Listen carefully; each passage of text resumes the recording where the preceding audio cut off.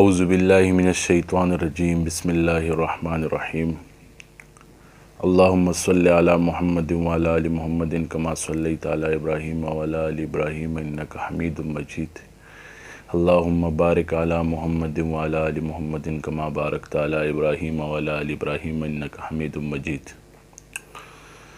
میرے انتہائی واجب الاحترام عزیز ساتھیو،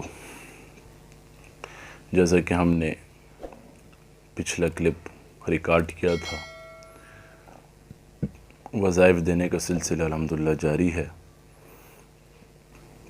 دعا کی قبولیت کے حوالے سے ہم نے کلپ بنایا تھا، تو آج ہمارا کلپ کا موضوع ہے رسول اللہ صلی اللہ علیہ وسلم کی شفاعت ہمیں کیسے نصیب ہوگی۔ ہر انسان چاہتا ہے کہ بروز محشر میں ہمیں نبی علیہ السلام کی شفاعت نصیب ہو۔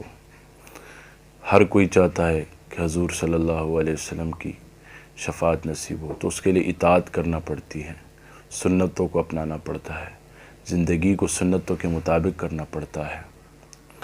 میرے بھائیو دوستو، اس کے لیے میں آپ کو ایک وظیفہ بتاتے چلوں کہ رسول اللہ صلی اللہ علیہ وسلم کی شفاعت کیسے ہمیں نصیب ہوگی۔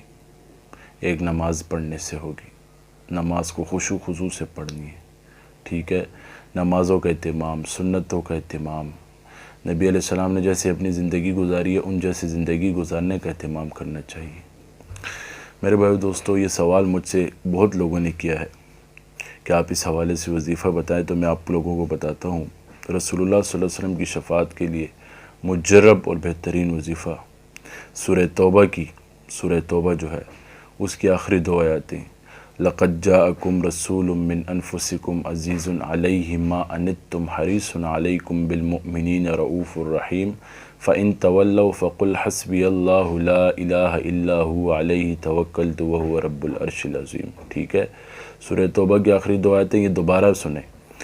فَإِن تَوَلَّوْا فَقُلْ حَسْبِيَ ادھر سے لَقَدْ جَاءَكُمْ رَسُولٌ مِّنْ أَنفُسِكُمْ عَزِيزٌ عَلَيْهِ مَا أَنِتُّمْ حَرِيصٌ عَلَيْكُمْ بِالْمُؤْمِنِينَ رَءُوفٌ رَحِيمٌ فَإِن تَوَلَّوْا فَقُلْ حَسْبِيَ اللَّهُ لَا إِلَٰهَ إِلَّا هُوَ عَلَيْهِ تَوَكَّلْتُ وَهُوَ رَبُّ الْعَرْشِ الْعَظِيمِ۔ یہ دو آیت مبارکہ ہر نماز کے بعد ایک مرتبہ پڑھا کریں، تو انشاءاللہ روز محشر میں رسول اللہ صلی اللہ علیہ وسلم کی شفاعت نصیب ہوگی انشاءاللہ۔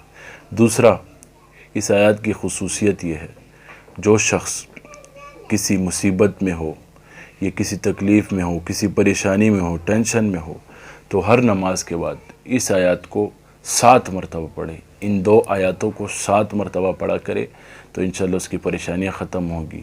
دل کے سکون کے لیے بھی یہ آیات مجرب ہے۔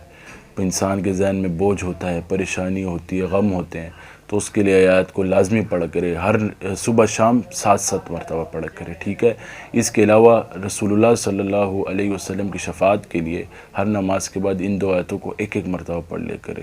دن میں 5 نمازیں ہیں تو 5 بار ہو گئے دن میں، لازمی اس کا اہتمام کرے، اس پہ کچھ وقت نہیں لگتا، اور یہ مجرب ہیں بزرگان دین کے، اور یہ قرآن کی آیات مبارکہ ہیں، تو ان کو لازمی اہتمام سے پڑھیں۔ ہر کوئی چاہتا ہے رسول اللہ صلی اللہ علیہ وسلم کی شفاعت نصیب ہو، تو اس کے لیے میں نے پہلے کہا اطاعت کرنی ہے ہم نے۔ رسول اللہ صلی اللہ علیہ وسلم نے جیسی زندگی گزاری اس جیسی زندگی گزارنی ہے ہم نے۔ صحابہ نے جو ہمیں بتایا رسول اللہ صلی اللہ علیہ وسلم کی سیرت کے حوالے سے، اس جیسے ہم نے سیرت گزارنی ہے، تو ہماری آنے والی زندگی بھی خیر سے ہوگی، یہ دنیا بھی اچھی ہوگی اور آخرت بھی اچھی ہوگی۔ تو روزے جب قیامت کا دن ہوگا، شفاعت ہو رہی ہوگی، کتنی بڑی خوش نصیبی ہوگی کہ ہماری شفاعت نبی علیہ السلام کریں۔